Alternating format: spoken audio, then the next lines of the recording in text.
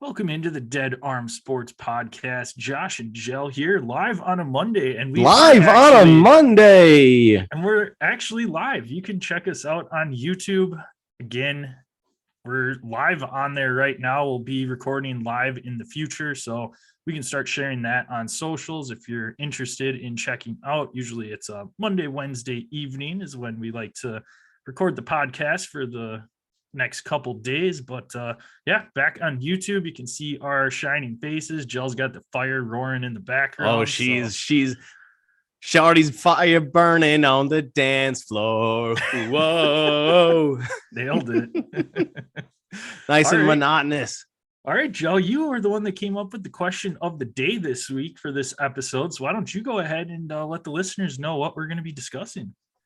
Yeah. Okay. So I want to bring something. So this was brought to my attention when I was listening to another show yesterday, just on the radio, and they were talking about things that were overrated. One person started off the conversation saying In-N-Out Burger is overrated. He's from Texas. I live in Texas, and I think In-N-Out's good, but I also think Whataburger's better. Whatever. That was part of the conversation. So it got the gears churning a little bit in my head, and I started thinking, why don't you name, and we'll go back and forth on this, name 3 things that are overrated, like most overrated things just in all of life. It can be a food, it can be restaurant, it can be things that just the general public likes that you don't understand. It could be music, it could be pretty much anything that you want to touch on. So why don't you kick it off here, Josh? All right, my first one is probably not going to be a crowd pleaser here, but I'm going to put ketchup on blast. Oh yeah. So it's fine. It's an okay condiment, but I don't know. To me, it just doesn't have a ton of flavor. It doesn't really do the trick when I'm thinking condiments. I'd rather have mustard, rather have ranch, rather have hot sauce. It's kind of at the bottom of all of the condiments that I would go to. Barbecue sauce over ketchup. Yeah, absolutely. Yeah. It's one of those that if I'm sitting there with a plate of fries and they don't have ranch, don't have mustard handy, the only thing that's there is ketchup, 99% of the time, I'm just eating plain fries, just with whatever seasoning they have on them. I don't really understand ketchup. I'm not a huge fan of it. So that's one thing. I'm in total agreement with you there. I can always skip ketchup on a burger, on a dog. Yep. On, I will say I do sometimes get a craving for just like a steak fry with ketchup. Very rarely. That's an extremely specific craving when that happens.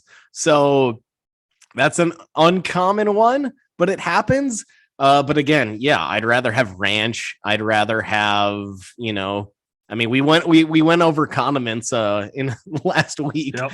And so yeah, ketchup is not one that I would really consider up on the list at all. So I'm in total agreement with you there. But there are people that are obsessed with ketchup. Like I have one friend she literally puts ketchup on everything. So hell, I think we all have one of those friends. There's always that. There's always somebody. People put ketchup on eggs and stuff. I don't know. I'd rather put salsa on eggs. Yeah, by a mile. Hot sauce, anything. Hot sauce, shit, maple syrup. I've had maple syrup on eggs when it kind of mixes in with the eggs. Not too shabby. Much rather have that than ketchup. Yes. All right, I'm going to stick in the food category, and I'm going to go Kraft brats. I like me just a good old-fashioned Johnsonville on a charcoal grill, slightly burnt, nice little crispy, on a white roll with just some brown mustard or a spicy brown and some grilled onion and sometimes sauerkraut if I'm feeling it. But I don't need like a cherry chicken sausage brat. That's the kind of on an artisan roll with, poppy coated in poppy seeds and all that stuff. Yeah, they're fine sometimes, but I think one of my favorite foods and probably my favorite thing on the grill is just a Johnsonville, old school Johnsonville, just run of the mill, soak it in, do a little beer brat action with some onions and get it on that grill and crisp it up. And that's my go-to. I don't need all the fancy schmancy stuff. Yeah, no, beer brats are by far superior to number one overall brat. But once in a while, though, I do like a good like cheddar brat. Though you got little chunks of cheddar inside that heat up, and they're pretty solid. But again, I would agree. Just a good old fashioned Johnsonville. Is it worth my money to spend more than twice probably the amount for one of those cheddar jalapeno brats? Yes, it sounds amazing when I'm talking about it, but just good old Johnsonville's. It's hard for me to beat. Yo, my second one, we're in the heart of their season right now with, I guess not the heart of it, heart of the playoffs. And mine is the NBA. I just cannot stand the NBA. And I think it is very overrated. Not a lot of, I don't know. It's just don't enjoy watching it. The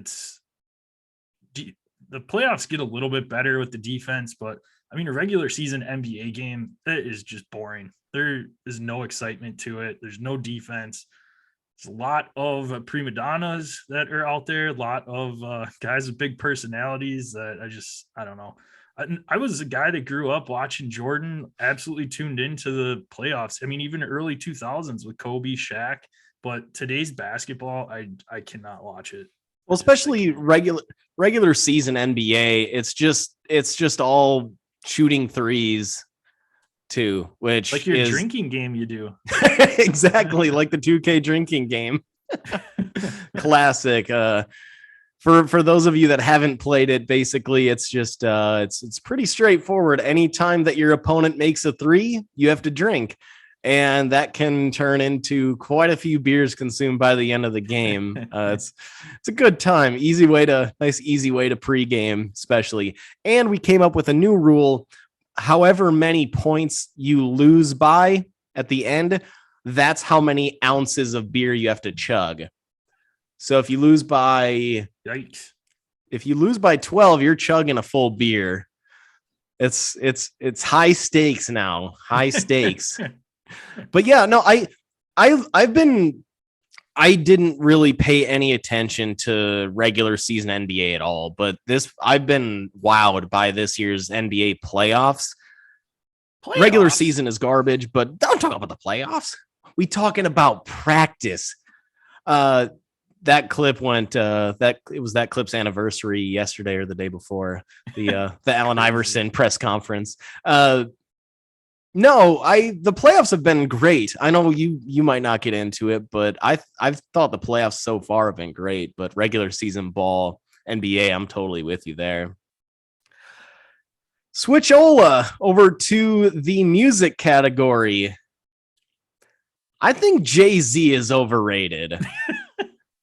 I get, like, I think he's a fine producer. He's a very good producer. I would say he's a much better producer than musician, than rapper, but I don't see, he's very technically sound where but he sounds almost robotic. Like he doesn't have swag, and it doesn't sound like he's got, much for swag or like, I don't know, like my favorite rappers are just the ones that I enjoy listening to.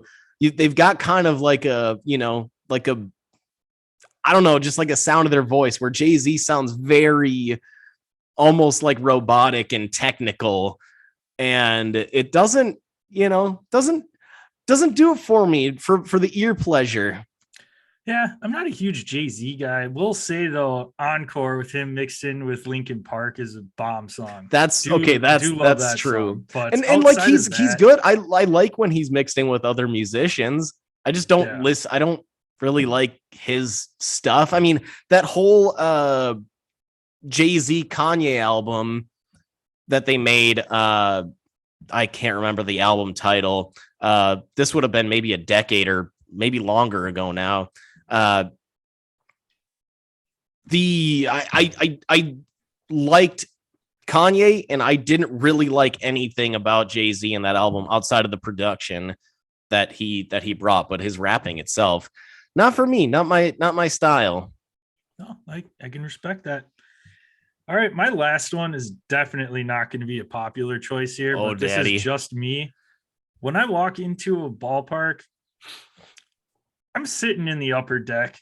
I think sitting 100 level at a game is overrated, being like right behind home plate or being in that lower level. To me, I love sitting up high. I feel like I have a better view of the whole area, whether it's a field, court, whatever.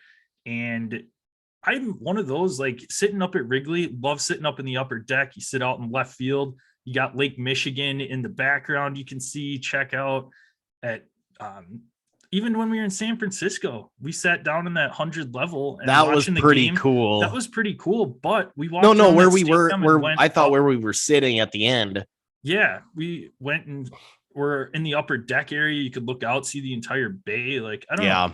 I love getting the whole aspect of like the stadium, taking it all in, where I don't know. As far as like the price point too, for you're paying prime dollar to go sit in that 100 level right behind home plate. I'd rather go sit up top, sit back and just take in everything. Yeah, I don't agree with you there. You were right. I just think like being really cool, really close to the players is really cool. And maybe it's just because I'm so damn used to sitting up in the upper deck from going to so many games when I was in college for $7 terrace level seats at Miller Park that I'm like, that I'm just like, no way. It's way cooler to be further down. I get your point to a degree. Like if the stadium has a sweet backdrop, like in San Francisco when we went to that Giants game, or the specific example like you gave at, sitting at Wrigley. But if I'm sitting at Miller Park, I don't know, the backdrop is the highway or the parking lot, like not really like the sexiest, most picturesque thing. So I love sitting down, the few times that I have down really close to the Brewers dugout and seeing all the players and everything really up close. I think that's really cool. But, I think like for hockey, I'd probably rather sit a little bit higher up so you could see the entire rink, probably be able to follow the puck a lot easier. Yeah. I don't know. It probably depends situation to situation. I think it's really cool to be able to be a little closer. I guess I've never sat really close during a football game, either college or NFL. I've always sat pretty far up. My most recent time in Seattle, I guess you've been to 1,000 games at Camp Randall. I mean, what's the closest you've been and how did you enjoy that? I got down to the sea level. Some family friends have tickets down there. Ours are in A, so we're up a little bit higher, but my family friends are, I don't know, probably 10 rows up or so. And half the time it's hard seeing over the players a little bit. They're standing on the sideline too. So if the ball's on the near side, makes it a little bit difficult sometimes. That's a good point. I don't know. I like taking it all in. Yeah, I guess. All right. I'll go situationally. That's all right. Okay, my last thing that I think is overrated completely, maybe not overrated, but gets completely overblown in the most annoying way possible is anything that a politician says or tweets. It doesn't matter. Nothing matters what a politician says or tweets. It means nothing. They're all liars. They're all just lining their own pockets with everything. And I think action is the only thing that matters to me. And I just who gives a shit about what some senator tweets? It doesn't matter. All he's doing is he's just lying to you so that he or she is just lying to you so that they can line their own pockets with more cash. That's all politics is. That's not just here. That's everywhere. That's global. So who gives a shit? I mean, I obviously understand like there should be outrage if there's an outwardly racist president or senator or outwardly sexist president or senator. I get that. That does matter. But like I just think like who gives a shit about Twitter? Nobody people who tweets outside of famous people that like most people aren't actively tweeting. So I don't know. I just think it's maybe overrated is the wrong word, but overblown, absolutely. You can find us tweeting at Dead Arm Sports, Twitter, Instagram. Check us out on Facebook at Dead Arm Sports. If you want to follow Gel, you can be found at DasGel. It's at DasJel. I can be found at DasJPEC. That's at DasJPEC. You can find us on YouTube. Again, we are doing live streams. Live on a YouTube. Live on a YouTube. You can check us out. Our next one probably be Wednesday, late afternoon, early evening. We'll tweet it out. So that way, if you want to check us out, you know what time we're hopping on. Just go to our YouTube page and you'll be able to check us out on a live stream. Subscribe, rate, and review the podcast on your favorite listening platform. Send us a screenshot of that review. Get you some sticker swag sent out in the mail. All right, Gel. What are you sipping on today? Good old went bush fishing. Ooh, baby. Dove into the fridge, reeled in a bush. Attaboy. Latte. It hit 70 here in Wisconsin today. Ooh, dude, it's in the 90s down here. Yeah, we're going to be hitting 90s at the end of the week. So what better way to enjoy a nice Wisconsin day that's hot than a Leinenkugel summer shandy? Nice. It was the first thing that popped into my head. Yep. So refreshing. I also have a surprise beer too that I'll get into in just a little bit. So all right. Well, can't wait. That little bit is here, Gel. So we're going to talk about the Browns here and Baker Mayfield, somebody that obviously Deshaun Watson coming in. Baker is still technically on the Browns. We'll see what is going to end up happening there. So I'm going to kick it over to you, Gel, and just let's ask you what do you think the Browns are going to do with Baker? Is there any trade market for him at all? Is he just going to be a cut candidate? They're going to sit on it. And while you're doing that, I do owe a beer chug from the NFL draft. So I have my nice handy dandy Busch Light. Bush fishing indeed. Bush fishing indeed. So I will chug this while you tell the listeners what you think is going to happen with Baker. Yeah, I just don't see what I guess, okay, both sides I think are kicking themselves in the foot with what they're doing. Right now, Baker is still going out there on his little pity tour where he's going on podcasts, going on, probably YouTube live streams. Check us out. Find our channel by searching Dead Arm Sports, going on these live podcasts, live shows, and basically kind of feels like he's almost sabotaging himself. He's trying to trying to almost make people start feeling bad for him. Oh, I had 4 coordinators over 4 years. Yeah, that sucks. But shit, you're the number 1 overall pick. You had multiple coaches at Oklahoma. You went to 3 different schools. You transferred to 2. You transferred twice and walked on. You're used to this change. So no excuse there for you, Baker. I get the NFL is hard, but don't be out here making excuses like that. And then, he's also saying on these shows that he's not going to change it all. I think that's a terrible attitude. That's a terrible mentality for somebody that very clearly does need to change his attitude. How can the number 1 overall pick and a Heisman winner have such a chip on their shoulder? I mean, I get it when you're a walk-on that helps, and it helps and it shows this competitiveness that he's got, but you don't need to show every single day in every single press conference that you've got this massive chip on your shoulder. I think it gets exhausting. I think that teammates don't just it's like, dude, get over yourself at some point. Like, just be a fucking leader. We don't need your sob story about, I had to work super hard to get here. Yeah. Newsflash, we all had to work hard to get here. There's a ton of people with athletic ability in this world. Very few can have the discipline to be able to make it to the league. So yeah, we've all had to work hard to get here. So I think teammates were over it. I think coaches were over it.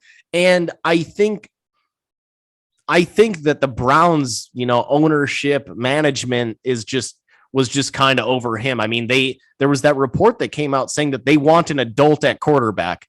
And they went to Deshaun Watson, who has 22 civil sexual lawsuits against him right now, or open lawsuits.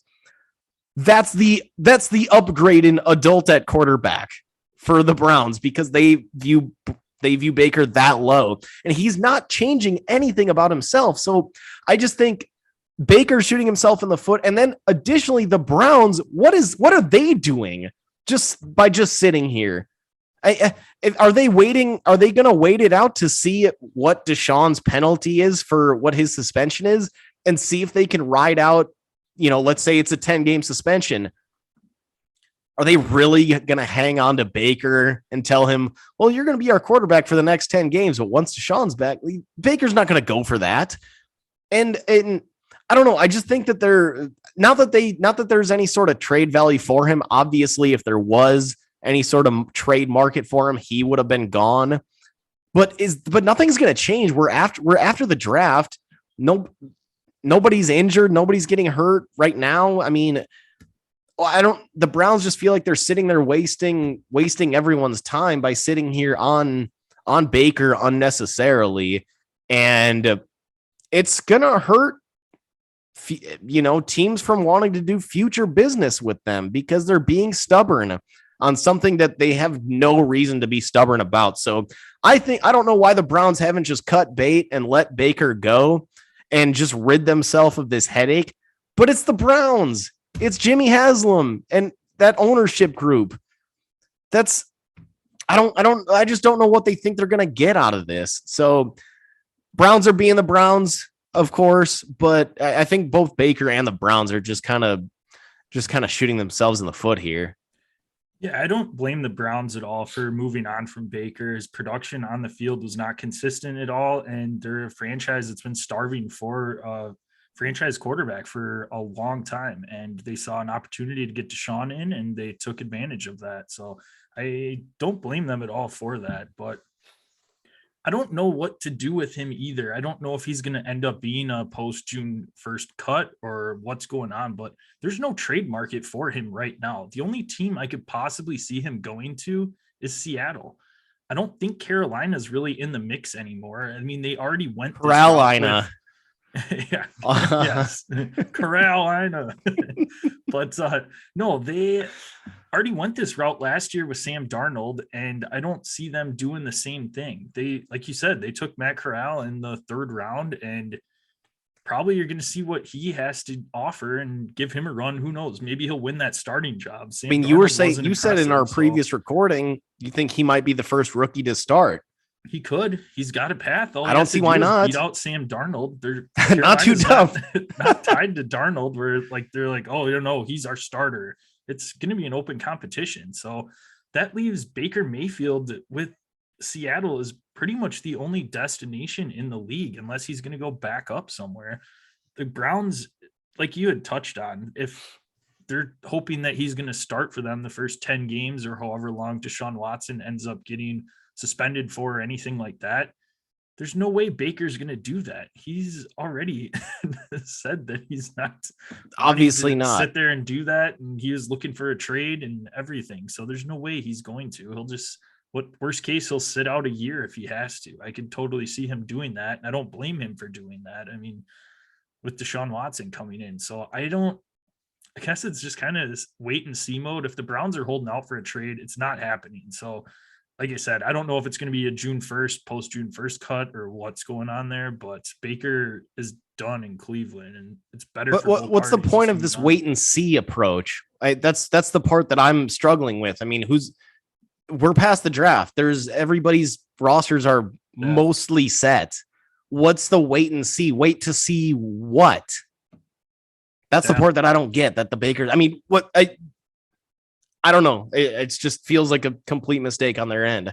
I would rather just get rid of the headache. I don't know if that's just me. Yeah, no, I agree completely with that. And it's like I said, we'll have to, I guess, wait for now and see what ends up happening there. Because I mean, can you think of any other teams as a possibility? Yeah, if somebody goes down in training camp, and that's maybe what they're holding on to. That's got to be it. I mean. Shit. I mean, Do you throw the Jets in there if Zach Wilson just sucks ass? No. I mean, I can't think. Detroit. If Goff, if they're like, do we want to give Baker a shot? We know what Goff is. That's maybe an option. Otherwise, he's playing a backup role, most likely wherever he goes. Sounds like Seattle wants to give Drew Lock every shot that they can. They said that Drew Lock would be their favorite out of any quarterback in this draft. Yeah. Again, I go back to what I said about politicians. Don't believe anything they say or tweet. Same thing with coaches. Same thing with Pete Carroll. Yeah, 100%. Pete, like, go ahead, do your thing. Keep gnawing on that, on your bubble gum and rocking your white New Balance dad shoes and everything on the sideline. But stop lying to us. It's so obvious. He just keeps lying about his quarterback situation. How many times has he said about Kaepernick? I'd love to see him in the league. Well, then fucking do something about it and sign him. He's full of shit, but I don't know where he's going to go, where he could go. At least not somebody that's going to trade for him and pay the $18.5 million that he's due. That's the big part of this, is the money that he's due on that. I could see if he got cut, there might be a little bit of a market for him, because if you're the Giants would make sense there. Daniel Jones is not going to be there after this year, and you could bring in Baker to have a nice quarterback competition there during the training camp, and then kind of go from there with it. Maybe give Baker a chance, give him a little bit of rejuvenation. Got a solid wide receiver group there. You got Saquon Barkley, so that might be something too to keep an eye on. They might be players for him if he were to get cut, but again, nobody's trading for him for $18 million. That's not happening. No chance. All right, Jell, throw it over to you for this next segment here. Let you introduce her. Yeah. So a lot of people, this shut up and dribble thing started a while back.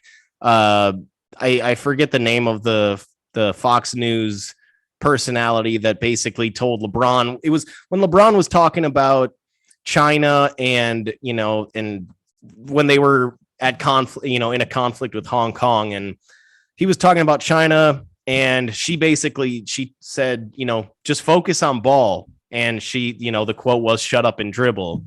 So that quote has been kind of, being thrown around all over the place for the last couple of years. So very recently, Chris Mad Dog Russo, he's on ESPN Weekly. He's on, he's got his own radio show in New York. Longtime sports personality. And he basically said the same thing I believe that exact quote, "shut up and dribble," to Draymond, or about Draymond Green, after his post-game pressers, after he's gotten thrown out of a playoff game and went and did, he's got his own podcast on The Volume, and hashtag not a sponsor, and and really the point. So he went off and said, Draymond, stop, just shut up and dribble, focus on playing. And, it got me, it got me thinking, I think that that's inappropriate for somebody in media to say that to a player, or to think that a player should just shut up and play their sport, just focus on their sport. Don't say anything about social issues. Don't say anything about any sort of conflict. I think that that's, I don't think that that's right, because any other normal person, that's not a famous person, we can all go ahead and comment on political issues, anything that we want. We can go talk about whatever shit. We're not professional athletes. We're out here talking about sports on a podcast. Like, we can do whatever we want. So I don't think it's fair for a media member to say to a professional athlete, shut up and just focus on your craft. Is that fair? I mean, I guess, what are you thinking about, with that? No, I agree completely with that, with what you were saying. And the reason that I think I don't mind professional athletes speaking up and having an opinion on different things is because of how today's society is. we're very social media heavy, where a lot of people are on social media, or that's Facebook, Twitter, Instagram.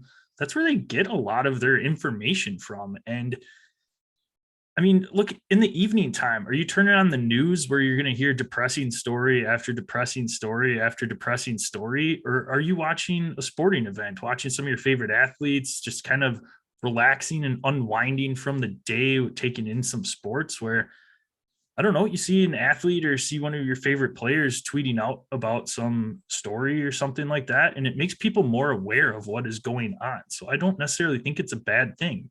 You see your favorite athlete tweeting out about whatever, and then you might go on and Google it or look it up and see what is actually going on about it. I don't see it as a bad thing. Everybody has freedom of speech, has the right to say what they want. Like you said, just because that athlete is up on a huge pedestal because they're famous and have a big platform of social media followers and stuff, I don't necessarily think it's a bad thing to help spread the word, or at least make people more aware of what's going on. Yeah, I just think it's hypocritical as well for a media member to say, shut up and focus on your craft and focus on your, whatever sport you play, rather than, getting on a podcast or, talking about something in the world of, whatever, if it's a global conflict, if it's something business wise, whatever. I think the media is so, especially sports media, obviously, like Chris Russo, is shit. Half of their content is what these players say in post-game press conferences or in interviews. There's so much content out there. So really, these athletes are almost like members of the press. They're almost media members themselves. So I just find it hypocritical to then turn around and be critical of that person for voicing themselves. Unless it's like these, Chris Russo or these sports, whoever thinks this way, they want, in sports media, they want athletes to only speak out in the exact perfect way, in the exact perfect environment. Like, do you want to get to know these athletes? Do you just want to hear, your post-game press conference cookie cutter, like, yeah, third quarter, I had 2 turnovers. I could have passed it to 24, should have lobbed it, instead went for the bounce pass. Like, do you want to just hear that? Or do you want to hear or do you want to have an actual conversation with these people? Because I find that's way more entertaining than listening to a post-game, run-of-the-mill post-game presser. So I think it's extremely hypocritical considering how much content these sports media members get out of these athletes. And maybe they're just afraid. It's a power dynamic thing. I don't know. Like, Draymond players used to not have the same type of platform that they do now, where Draymond Green has his own podcast. JJ Redick's going on ESPN every week. You got NFL guys that some are better than others, of course, that are getting on ESPN. Famously, Emmitt Smith, great football player, terrible on TV. So you've got some that are better than others, no question about it. But I almost wonder if these, there's sports radio. There's a show on Fox Sports Radio, #not a sponsor, hosted by LeVar Arrington, TJ Hushmanzada, Plaxico Burress. Hushmanzilli? Who's your mama? TJ, who's your mama? Classic. But I just feel like, the old school media members are maybe afraid of losing their time slot, because I'm sure that time slot was occupied by a more traditional sports media talk head in the past. Now it's being taken over by former NFL players. There probably is a little bit of, maybe they feel a little threatened about it. I don't know what it is, but I just think it's how much content they get out of these athletes. It's so hypocritical to tell them to quote unquote shut up and dribble. Yeah. No, if I had a guess, I would guess that some of these sports media personalities ratings are a little bit down, so they're probably just doing it for clicks and trying to throw an athlete under the bus for something that they had said. And hey, it's working. We're talking about it right now. Right? Yeah. I mean, really, this is I guess the only three things really that you watch live now are sports, if there's news, and any sort of like political event. It's all live events. I mean, there's not too many times where it's certainly obviously a lot more dead now than it was even 5-10 years ago of sitting down and watching, sitcoms or, whatever show, when you can just watch it on Netflix or Hulu the next day. Yep. and without ads or whatever. And, on your own time, you don't have to set an alarm to, make sure at 7:00 I'm here to watch, Masked Singer. Like, no, you can just next day, you can just get it on. Not a sponsor. Like, you can just watch it at your own time on Hulu the next day, or Netflix the next day or whatever. So maybe it's just a threatening feeling throughout the entire media and they're just scared. I don't know, but just think it's hypocritical. And I think athletes should absolutely be able to voice their opinion, give their thoughts, give their, they're not experts either. So you don't have to take it as an expert opinion on something that's like a global conflict. If we got athletes out there talking about trying to get into global conflict, just know that they're not experts, but neither is the host of that show, most likely. So I don't know. It rubs me the wrong way when I hear things like that. Yeah, no, absolutely. And I don't know. It is what it is. But speaking of media and players voicing their opinions, we had some unfavorable comments about Yankee Stadium come out over the weekend, and nice. It was a little league park. So one of the teams that plays at Yankee Stadium, the New York Yankees, are in first place in the AL East, and one of the teams that we want to talk about. We haven't talked much MLB. There's been a lot of football lately with the draft going on, and going to do a little bit of a MLB recap so far. We're about around a month into the season, actually, with that delayed start to the season that 1 week. So we're kind of at that mark, and man, there is some good baseball being played in New York right now, both the Yankees and Mets in first place. Those are two teams we kind of put on blast during our preview too. The Yankees were all about the long ball. You had said, can they keep it up, their streak from last season? And I'm here to tell you right now through the first month, Jell, yes, they can, because they are leading the league with 37 long balls so far this season. And their pitching staff is keeping right up with the hitting as well. Second in team ERA with a 2.6 ERA. So Yankees, both sides of the diamond, are on fire right now to start off the season. Yeah, I mean, you have to say probably the biggest surprise on the Yankees is Nestor. Nestor, I got it up I here. keep thinking Torres, but I know that's wrong. Nestor Cortez. Yeah, today we're recording on a Monday, live on a Monday.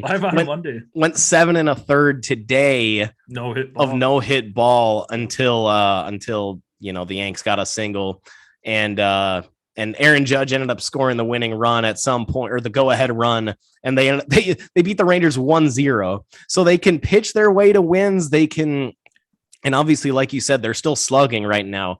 Again, can it sustain? That was my whole thing. Can you sustain this power for a full season and just try to slug your way to to an AL pennant? Right now, it looks like they can.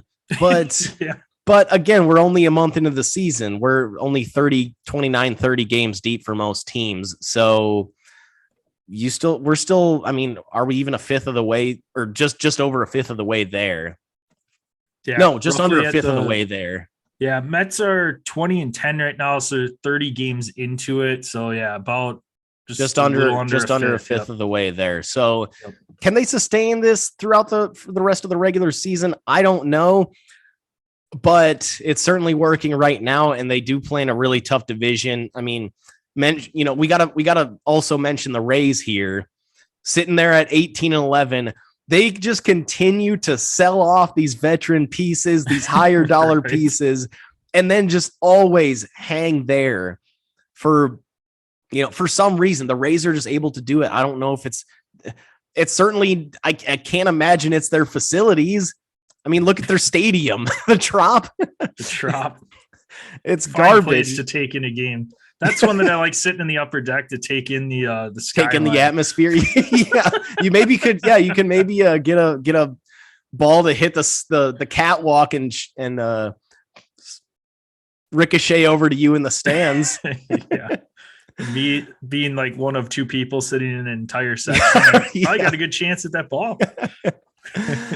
The Rays, they're hitting the cover off the ball right now. They've got 238 hits on the season, good enough for 5th in all of MLB. So off to a hot start. And like you said, it's cool seeing a small market team like that being able just to stay up there at the top of the standings year after year after year. It's really refreshing to see. And it's one of those, like, you can't hate the Rays. I mean, it's one of those, the Yankees are up there every year, blah, blah, blah. But nobody's saying that about the Rays. I mean, they're doing it within their organization, and it's awesome. Yeah. I mean, we all knew Wander Franco. He'd been the number one prospect in baseball for multiple years. We all knew he was going to be awesome when he got here, but he's better already than I think we thought he's going to be. I mean, he's four jacks on the year, 310 average for a kid that's like 21.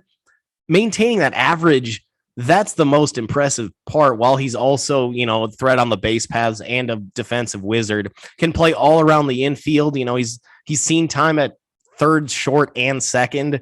So defensive whiz with speed, with pop, and hitting 310.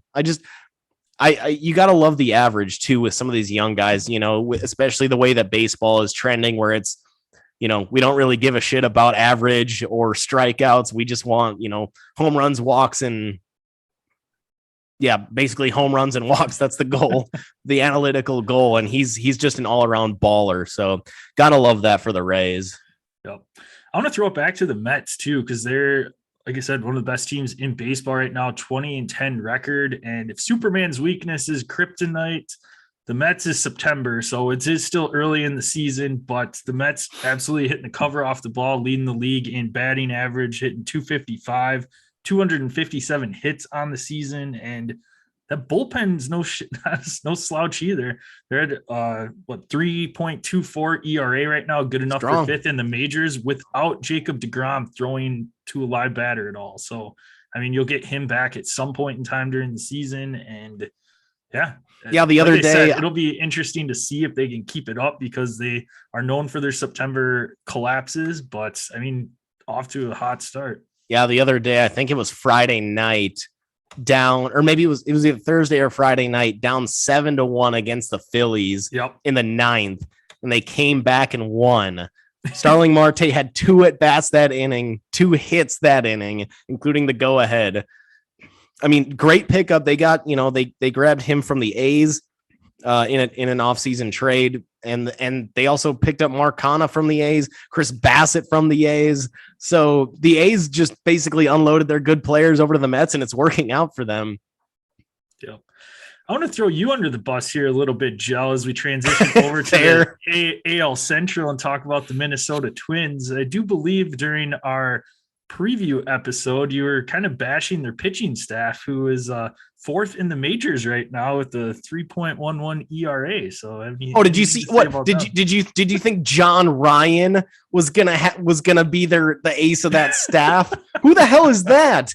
He's coming out and just absolutely on fire. So I definitely did not see this start from the Twins. With the same record as the Rays. I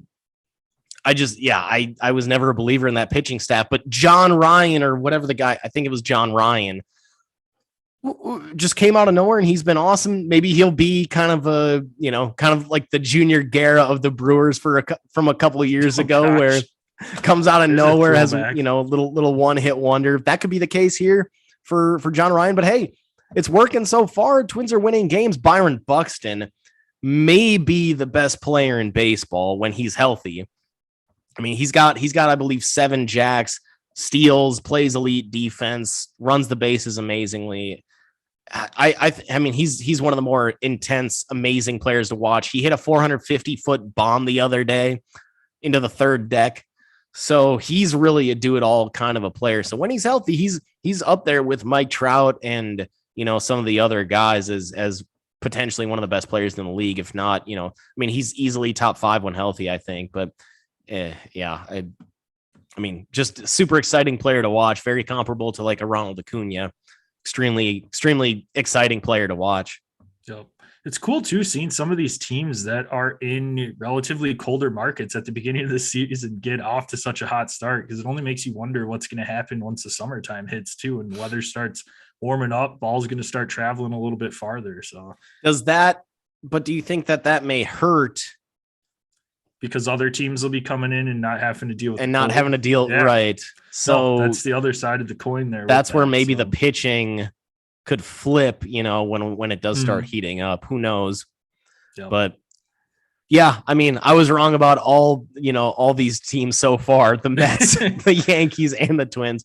Glad you said that, Joe, because we're going to start talking about another team we were both wrong on, and that is the Detroit Tigers. The Tigers were one that we were talking about possibly wild card. We did say that there was a lot of pieces that had to fall into place with them, but not a great start. 8-19 on the season, last in a lot of categories, or towards the bottom quarter of the league. 26 at batting average, hitting a solid 220 as a team.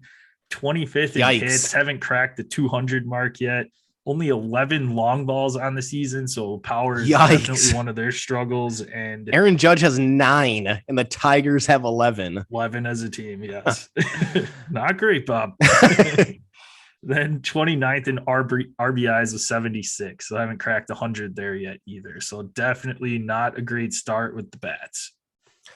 Yeah, I mean, it's still a really young team.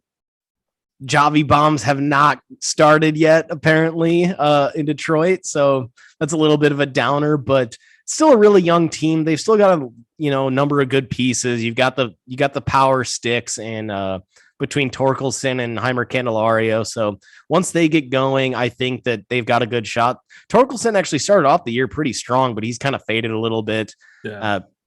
Which that typically happens to young players, especially rookies in baseball. So not too much of a shocker there. I thought they'd be at least 500 or close to 500 right now. They're not even close. I think they're 10-19 right now or something like that. So yeah, not a great start. That wild card push seems a little tougher right now for Detroit. Yes, little bit of a hole to dig out. Somebody that's not in a hole at all to start off the season. Los Angeles Angels. What do you think of their hot start? They've always had hitters between Trout last year, Shohei, Ohtani, and Anthony Rendon. Yeah, now they've also now Tyler Ward is off to one of the best starts in the league. I mean, he's hitting in the 320s. He's got himself, I think, 6 home runs. Guy came out of nowhere, 28-year-old. He was a first round pick, but again, that was in. He's 28 now, so think back, a ways back, probably 2012, 2014. He was a first round pick, but still, guys don't normally break out at age 28, at least sustainably. So see if this is sustainable. But the biggest difference this year has been their pitching is actually showing up to the ballpark, which it hasn't in years past. So Noah Syndergaard, kind of an under the radar. Oh, the hammer. Kind of an underrated, not underrated, but under the radar signing a little bit, just because he was injured all last year. He's been injured most of his career, to be honest. Yeah. And he's coming out to a really strong start. ERA, right, in the low 3s, getting his strikeouts, which he's always done. He's not throwing as spectacularly fast, which is probably a good thing for his longevity, because he came in throwing 101 miles an hour when he first came into the league, and that led to multiple Tommy John surgeries and shoulder issues. So looks like he's kind of adjusted his, the way he pitches, and it's working. So as long as he sticks with that, and if they can keep their pitching up, I don't see why they can't compete for at least an AL wildcard spot, but really compete with Houston for that AL West crown, because Seattle so far has been extremely disappointing. So I don't know if Seattle's necessarily going to be there. The A's are terrible, as we all know, and the Rangers are just as bad as as the A's, even with their Seager and Simeon signings. That's a lot of S's for you. Yeah, no, I gotta love what the Angels are doing. As long as they can keep that pitching going, I don't see any reason that they can't. That finally we can see Mike Trout in the playoffs again. He's got 3 career playoff at bats.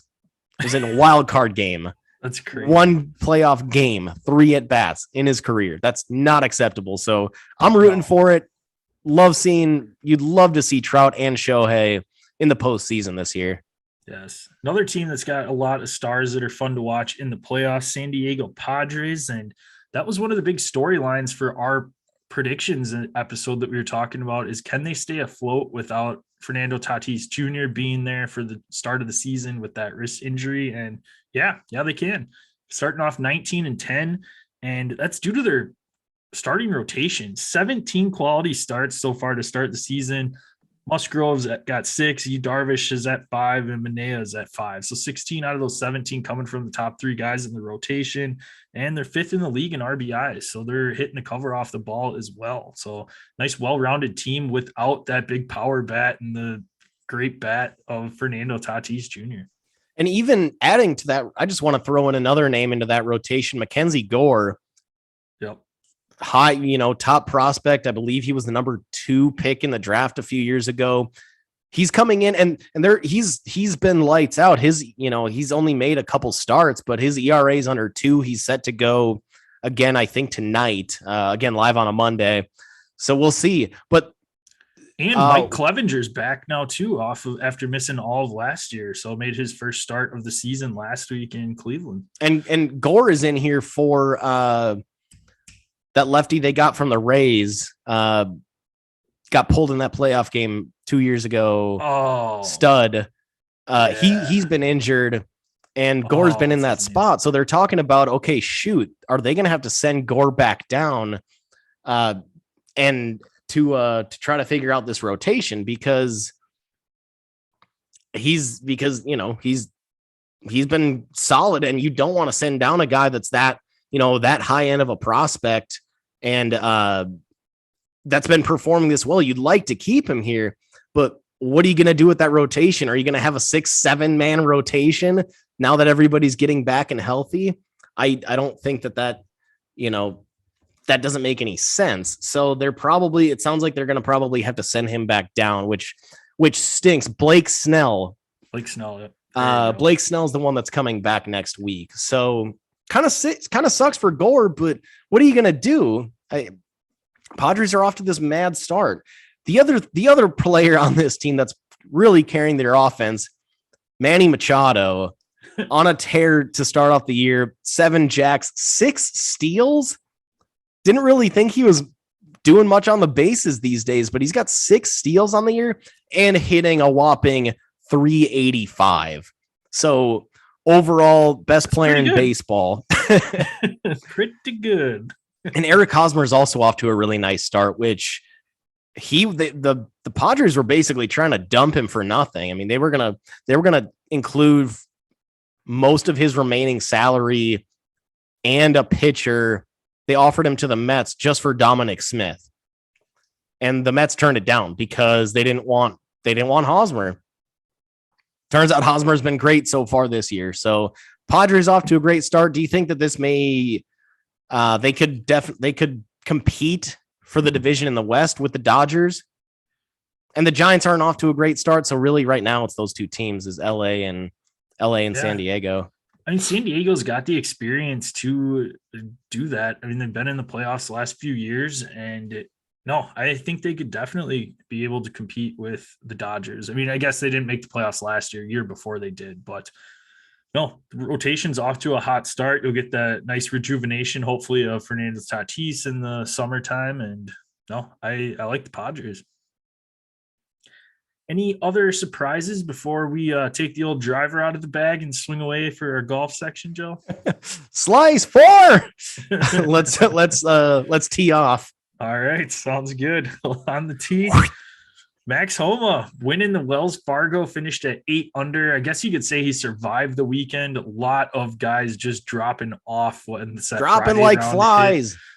Some nasty rain and wind on that Friday round kind of continued into the weekend. So tough conditions for these guys out there. Fitzpatrick finished at second, 6 under par, and Rory with a nice top 5 finish. But no, Max Homa back in the winner's circle, winning the Wells Fargo.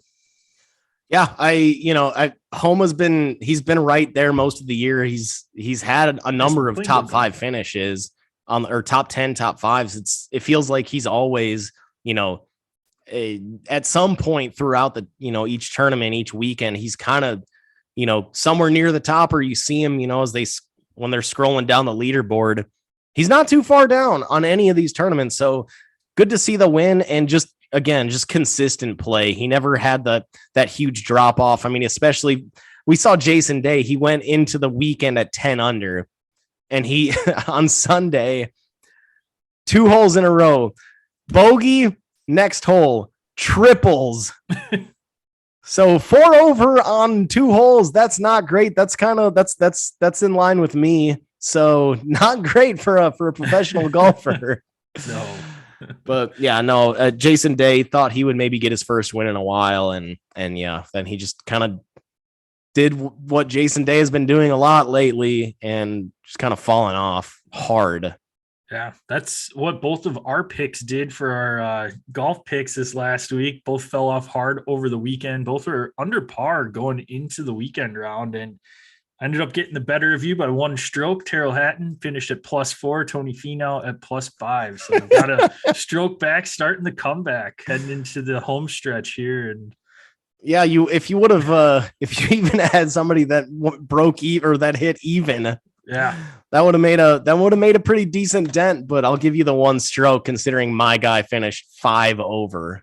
Yeah, no, I'll take a 1 stroke loss here. Yes, not a great showing. Golf is headed to your neck of the woods this week at the AT&T Byron Nelson down at was it TPC Ranch, Fort Worth Ranch, something. Shoot, I can't think what the name is of the course, but yeah, we'll talk about it on the Wednesday or on the Thursday episode, Wednesday recording. Yes. Well, if you can watch us live on Wednesday, on a Wednesday, or listen to us on Thursday, we can be found at Dead Arm Sports, Twitter, Instagram. Check us out on Facebook at Dead Arm Sports. Be the first thing that pops up. Again, our YouTube is firing on all cylinders. Check out our YouTube page, Dead Arm Sports. Got live feeds on there when we record. Otherwise, our episode will pop up same day that the recording comes out on our listening platforms. You want to follow Gel, he can be found at DOS Gel. I can be found at DOS JPEC. Give us all a follow at Dead Arm Sports, at DOS Gel, at DOS JPEC, tweeting out and hitting the socials hard, and got some good content there for you.